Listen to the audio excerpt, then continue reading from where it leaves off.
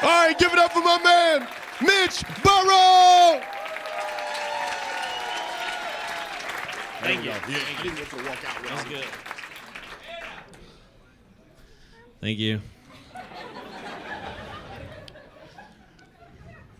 I gotta lose some weight. Mainly because, well, first of all, there's no reason light bulbs should be making me sweat this much. That's not a good thing. Also, I want to have sex with better looking chicks. And I'm just realizing I'm way too fat to be this shallow. I look around right now, and there's only 2 women in here that I would want to have sex with. And there's only 2 women in here that would have sex with me. And they're not the same 2 women.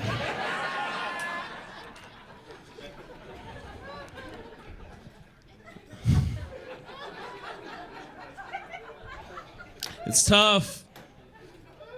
I want to lose the weight, but it's hard. The other day, I stepped on the scale, and it was close to 300 pounds.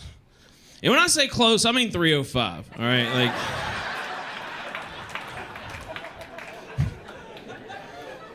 300's the goal now. And I was like, that's it, man. Today is the day that I make a change. So I went to the grocery store.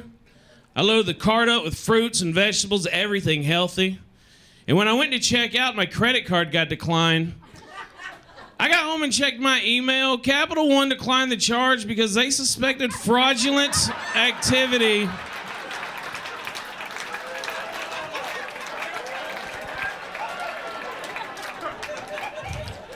I bought porn and gas in Idaho, no problems. I tried to buy strawberries next door, and they were like, we got a situation.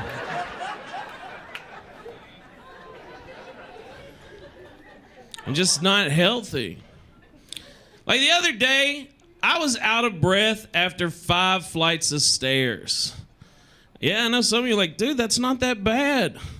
I was going down.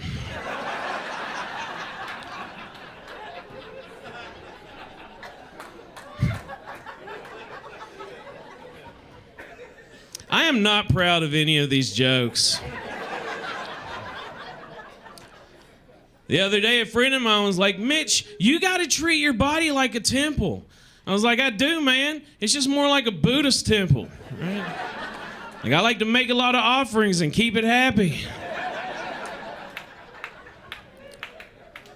He told me, he was like, yo, man, I just got back from the gym. I bench pressed 250 pounds 4 times. It was awesome. I was like, dude, if you're trying to impress me, you better come with something a lot more than 250 pounds. Because I lift more than that every time I get off the couch. And I do that at least 4 times a day. I hate talking to that guy, though, because he's also stupid. This friend of mine the other day, he goes, man, I wish dragons still existed. All right. I was like, first of all, dragons never existed. Second of all, no, you don't. Because I don't know what you think about when the subject of dragons comes up, but I think about bad things like fire-breathing, people-eating, princess-stealing. None of that sounds good to me. He's like, nah, man, if dragons were around, it'd be awesome because we could, get suits of armor and swords and we could fight them. Or, if they're cool like Puff the Magic Dragon, we could smoke some pot and jump on their backs and fly around the city. It'd be awesome. Now, all of a sudden, I realize this guy is too stupid for me to win a regular argument with. So I got to break it down to his level. I'm like, yo, man, you know how angry you get when a bird poops on your car? He's like, yeah, that really makes me mad. I said, imagine what a dragon would do. Now all of a sudden he's like, oh yeah, that would suck. I don't ever want dragons to come back. I'm like, again, they were never here to begin with.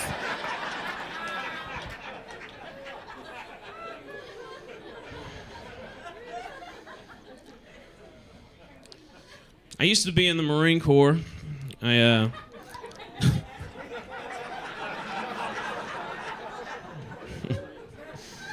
know, you're all like, they don't look like the Marine Corps. Yeah. I actually served in Iraq in the Marine Corps, and a lot of people will say that was, oh, you don't have to clap for that. I promise, I didn't do it for any of you. I was 18 and had a GED, not a lot of options at that point. But a lot of people will say going to Iraq was brave of me. You know, I don't know, I think it was my job.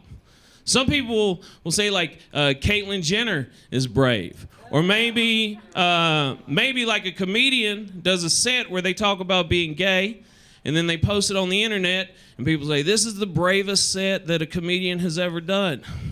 I don't think that saying you're gay or in the LGBT community is brave because there's just no real opposition to it. Everybody likes it, right? Like if someone in here said they were gay and then someone booed them, we would all get very mad at the person that booed them, right? Like we wouldn't do anything because we're a nation of cowards, but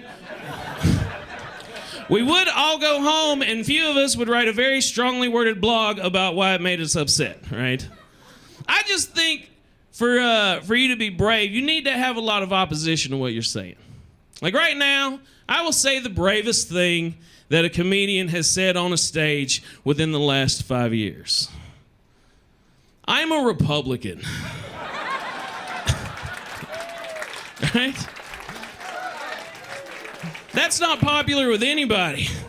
Even Republicans in the room are like, ugh, I hope he doesn't say anything to make us look bad, right? Like saying you're a Republican now is a lot like coming out gay in the 80s. People were like, oh my God, have you always been a Republican?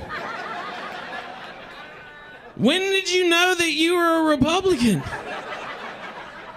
I don't think I can be friends with you if you continue to choose to be a Republican. Maybe you just haven't met enough Democrats to know that you're not a Republican.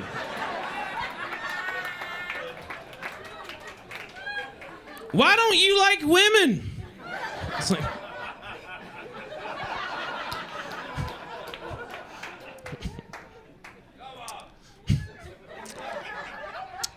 actually, there's some of the Republican things that I don't like. Like, I'm so glad that the gay marriage thing passed, because my sister is a lesbian, and she's also in the Army. Surprise.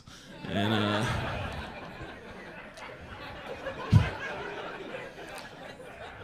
she actually came back from Afghanistan earlier in the year, and having been to war, I knew that the first thing that she would want was a really good meal. So I went and I met her, and I said, hey, whatever you want, it's on me. Tonight is your night. And she said, let's go to Chick-fil-A. And I said, that doesn't make any sense to me. She was like, why not? It's delicious. I said, well, Chick-fil-A doesn't support gay marriage. How can you as a lesbian want to eat somewhere that doesn't support gay marriage? And she said, well, Grandma doesn't support gay marriage, but I'm going to want to eat with her any chance that I get. And I was like, yeah, but Grandma doesn't know that you're gay. And she said, neither does Chick-fil-A, so don't mess that up for me either. My name is Mitch Burrow. You guys have been great. Thank you. Good stuff, Mitch. Good stuff. Mitch Burrow, guys, give it up for him.